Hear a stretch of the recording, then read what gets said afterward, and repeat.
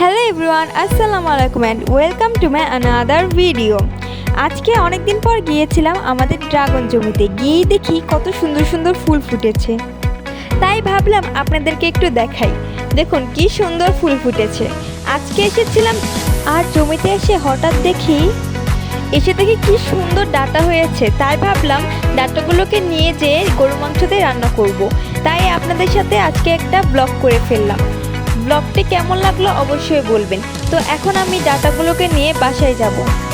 এই তো বাসায় নিয়ে এসে ডাঁটাগুলোকে কেটে নিচ্ছি, তারপর ভালো মতো ধুয়ে নিয়ে এটাকে রান্না করব। এই তো এখন আমরা চুলা জ্বালিয়ে এখানে একটি পাতিল বসিয়ে নিয়েছি। আর এখানে প্রথমে দিয়ে দিয়েছি আগে থেকে কেটে রাখা পেঁয়াজ কুচি, তারপর দিয়ে দিলাম হলুদ, মরিচ, স্বাদ মতো লবণ, তারপরে দিয়ে নিলাম রসুন বাটা, আদা বাটা, জিরা বাটা। আর হ্যাঁ, এখানে কিন্তু এলাচ, দারচিনি, তেজপাতাও দিয়েছি, কিন্তু এখানে দেখাতে ভুলে গিয়েছি, সরি।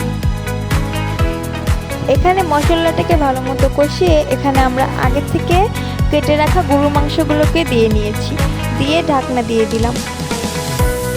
এখন গরুর মাংসগুলোকেও কিন্তু একটু কষিয়ে নিয়েছি। ঢাকনাগুলোকে তুলে এখন আগে থেকে কেটে রাখা ডাঁটাগুলোকে দিয়ে নিব, দিয়ে ভালো মতো নেড়ে চেড়ে আবার এটাকে কিছুক্ষণ কষিয়ে নিব।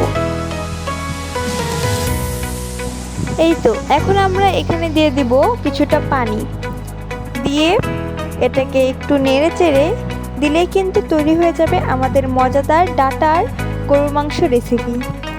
এবং এটা খেতেও কিন্তু অনেক মজাদার হয়। আপনারা চাইলেও বাসায় ট্রাই করতে পারেন। আমার ভিডিওটি এতক্ষণ পর্যন্ত দেখার জন্য সকলকে অসংখ্য ধন্যবাদ। আজকের ভিডিওটি এই পর্যন্ত। ভিডিওটি ভালো লাগলে আমার চ্যানেলটিকে সাবস্ক্রাইব করে আমার পাশে থাকবেন। আল্লাহ হাফিজ।